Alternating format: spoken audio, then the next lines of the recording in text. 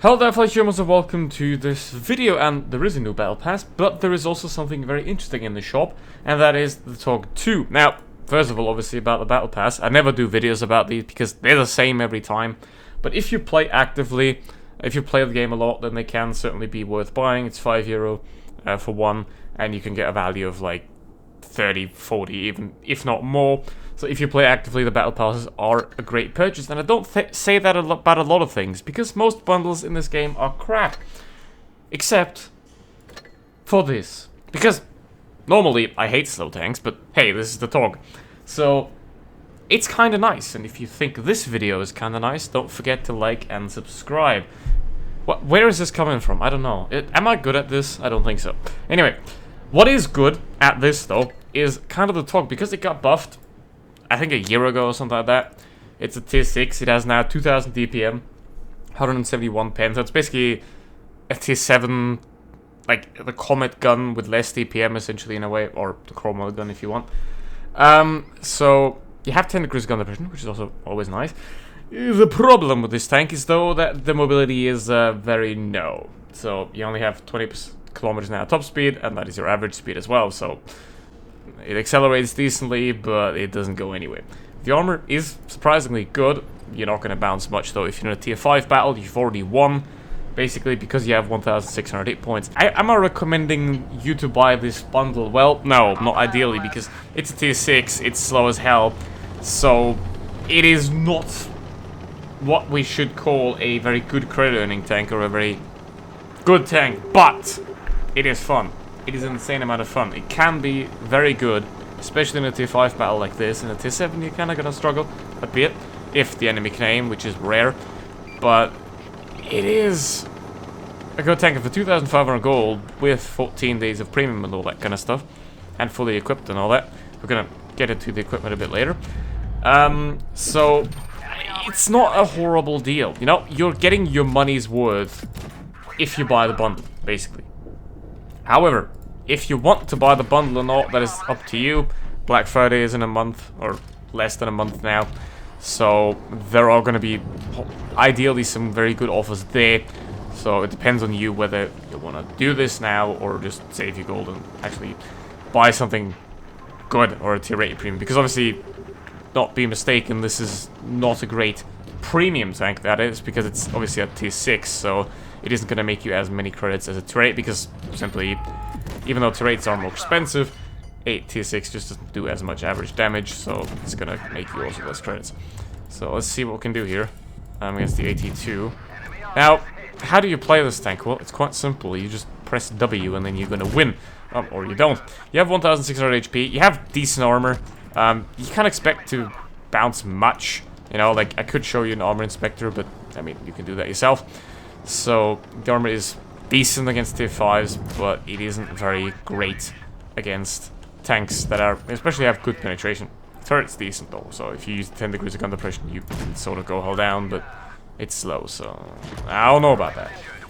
So, basically, what do? Is you do this, is you just sit in a place, and then you press W, and then you hope that the enemy won't be able to out-DPM you, which is rarely going to be the case, because obviously you have quite high DPM at 2,000, so I don't have a driver. Another great thing about TOG is because it's so long, it's very hard to circle it. Even if you're a light tank, you're going to have quite a hard time circling it because it's so long. And the turn speed of the TOG is quite good, so even though it's slow as hell, and I don't even have a driver anymore, it is super slow. It is quite agile if you consider how big it is, which is weird because obviously narrow tracks, long length should mean the opposite, but this is Wargaming, so here we go. Probably not going to get anything done, and that is sad, so here we go. That's 2,000 damage and 43,000 credits, as you can see here, which is fairly decent, let's say, and, well, in a tier 8 you can make a bit more with, well, more damage as well. But to get the maximum amount of damage, you want to have some proper equipment and all that kind of stuff. Consumables, obviously, always 2 multi-pack repair kit, that is a must-have, and then you can use whatever you want for a third. Provisions, I don't know, just use that. Then, as I already said, 69, 69. You don't put any HE in, you could, but that is just not cool. And then for the equipment, I put it like this. Basically, all the standard stuff. The slower your tank is, the more you should tend towards refined gun. These two are basically just a must-haves, just like with this one. And then the supercharger only makes sense for a tank's choice. After that, it has good enough penetration. It doesn't have heat, so there's no point for calibrated shells either. And for these two, I don't know what they do. I don't know. I just pick one of them.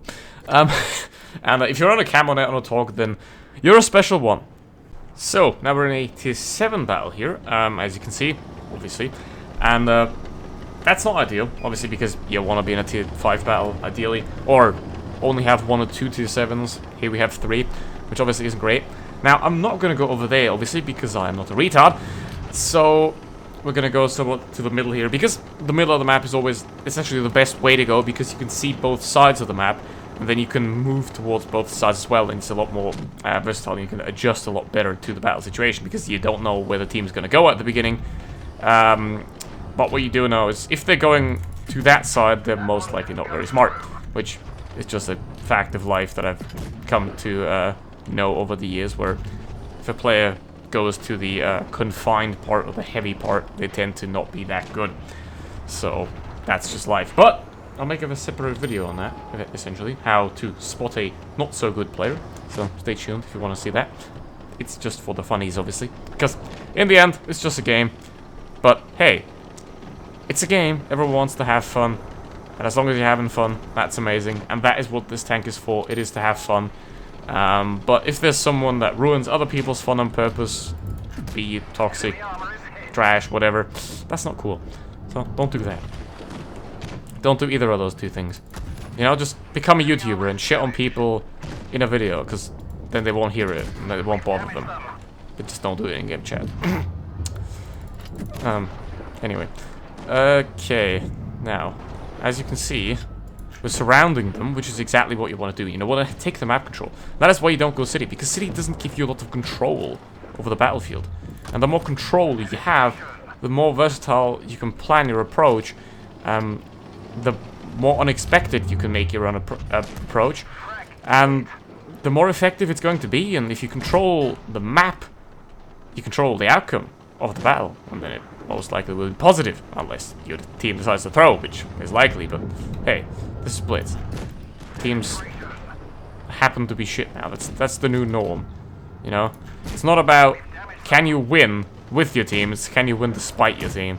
And that is what the TOG is probably pretty good at, because it has a lot of survivability, so it can stay alive quite a long time. And as you can see, they went city, and now they're dead. 3 minutes. And I haven't done anything because this is slow. But yeah, the TOG is a very two-sided tank. It can go very great, it can go very badly, depending on whether your mobility allows you to be in a position that is good or not.